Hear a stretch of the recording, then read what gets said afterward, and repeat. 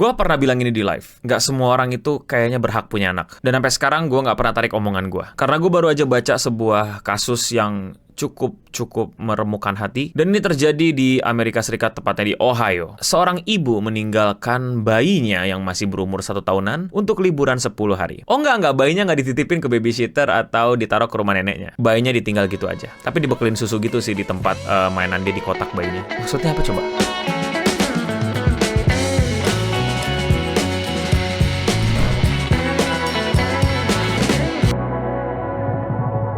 Jadi ibu ini punya anak yang masih 1 tahunan. Dan ibunya ini tuh tiba-tiba kayak memutuskan, sepertinya aku butuh liburan di musim panas ini. Dan ya, ibunya akhirnya pergi sama pacarnya ke Puerto Rico, bersenang-senang dan berliburan. Apakah anaknya dibawa? Enggak.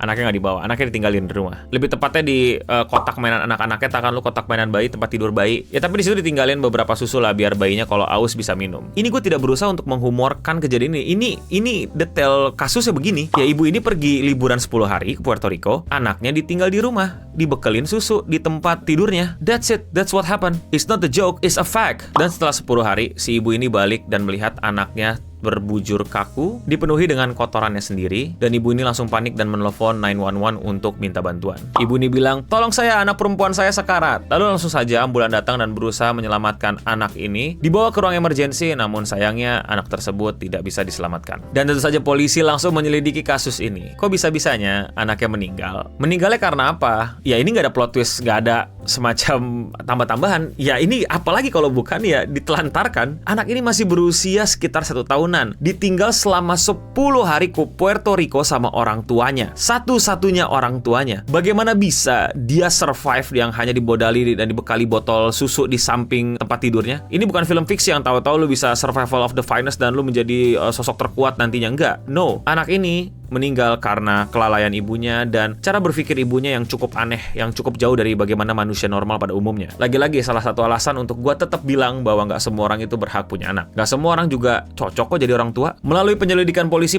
menemukan bahwa korban sudah tidak bernyawa dari beberapa hari sebelum orang tuanya kembali pulang. Berat badan korban turun 7 pounds atau sekitar 3 kiloan. Dan para tetangga menjadi saksi ternyata juga mendengar suara tangisan bayi tersebut merengek. The baby crying alone in the middle of the night.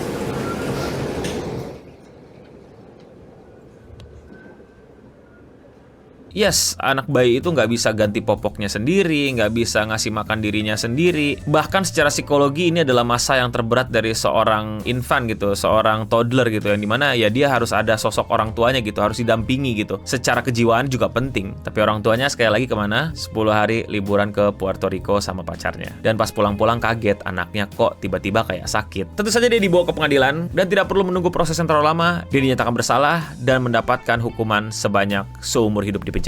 This wasn't simply an oversight. I'm going to sentence you to life in prison without the possibility of parole. Hakim pada persidangan kali itu mendeskripsikan situasi ini sebagai the ultimate act of betrayal.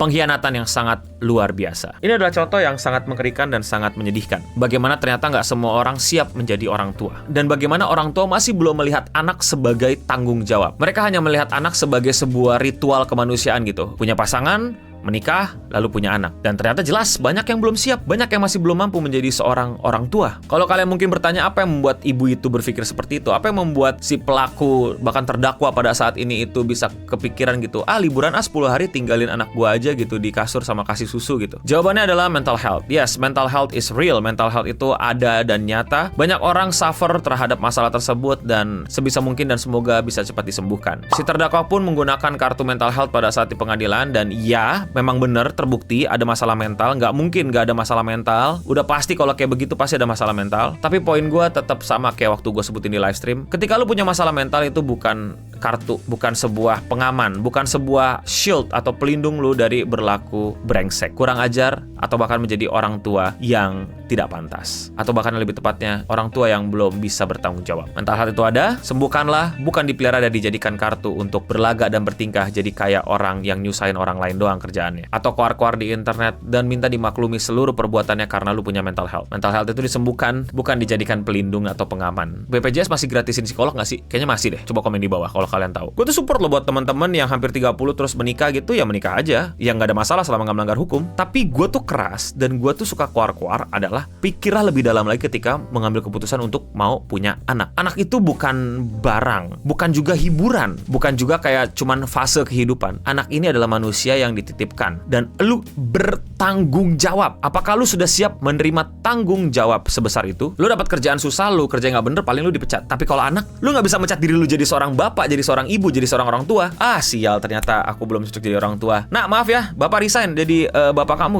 You cannot do that. So mungkin ini berita walaupun dari Amerika, bukan berarti Indonesia nggak ada yang kayak gini. Ya ini sangat kejam, ini sangat luar biasa menyedihkan. Tapi sekali lagi, kalau lu mau sedikit googling, di Indonesia juga ada. Dan bahkan gue bisa pakai kata banyak yang kayak gini. Bukan cuman anak yang ditelantarkan, anak yang disiksa, anak yang mendapatkan kekerasan, anak yang tidak mendapatkan hak pendidikannya, hak kasih sayangnya, dan lain-lain, dan lain-lain, dan lain-lain. Dan itu semua akan kembali lagi ke sebuah statement gue yang gue bilang bahwa kayaknya nggak semua orang itu cocok dan berhak jadi orang tua gitu. Nggak semua orang udah siap bisa bertanggung jawab gitu, bisa jadi orang tua hanya karena modal dia sudah menikah. Kesiapan mental, kesiapan finansial, kesiapan energi dan fisik itu dibutuhkan. Dan enggak, ini bukan sebuah campaign, bukan sebuah ajakan untuk menjadi child free, enggak. Gue nggak punya kode referral gitu. Kalau tiba-tiba lu jadi child free terus gue dapat 50.000 gitu per satu keluarga yang child free, enggak men. Nggak peduli gue, lu punya anak aja gitu. Pesan gue cuman, udah siap belum?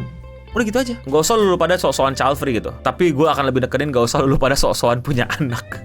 Kalau lu belum siap, kalau lu cuma nanti endingnya berakhir masuk berita, well mungkin lu nggak bakal masuk konten gua gitu, tapi mungkin masuk konten kreator lain lah atau di Twitter lah. Jadi ya sharing-sharing berita ini tujuannya bukan untuk apa ya. Kalau gue siap ngebahas Amerika, orang-orang selalu ngatain Amerikanya gitu. Mereka nggak tahu gitu kalau di sekitaran kita juga banyak yang kayak gini. Mereka langsung bilang di Amerika kacau banget, di Indonesia dong. Apa di Indonesia? Yakin lebih baik? Coba komen di bawah. Jadi ya bagaimana menurut kalian? Apakah kalian adalah orang yang sudah siap untuk menerima tanggung jawab besar, yaitu menjadi orang tua? Komen di bawah. Atau buat teman-teman yang udah menjadi orang tua, mau sharing-sharing nggak perasaannya nih setelah mendengar cerita yang kayak gini, bahwa nggak semua orang tuh mau sebertanggung jawab kalian gitu pada saat menjadi orang tua. Maunya ya anak keluar brojol aja gitu. Silahkan komen atau cerita-cerita di kolom komentar di bawah. Kalau kalian suka sama pembahasan kayak gini, kalian bisa support gue dengan sesimpel klik tombol subscribe yang lagi nyala-nyala di bawah. Nggak. Gue nggak bisa ngatur kalian. Gue nggak bisa ngelarang-larang kalian punya anak. Jangan balik ke era lu pada salah tangkap dan bodoh gitu loh. Menganggap bahwa apa yang dikatakan Nelo Bening adalah perintah gitu, dasar passion gitu. Sini donate ke gue 500 juta semuanya kalau misalnya nurutin semua perintah gue. Ya ini hanya buat reminder aja dan buat bahan diskusi. Punya anak silahkan, mau nggak punya anak silahkan, bukan urusan gue. Gue cuma pesan kalau punya anak, ya anak itu tanggung jawab, bukan investasi. Kalau lu berpikir anak adalah investasi, Anda baru saja invest ke investasi bodong. Sekian Radio Singa untuk episode kali ini, dan gue Nelo Bening pamit undur diri untuk kita semua. Stay clean and sound.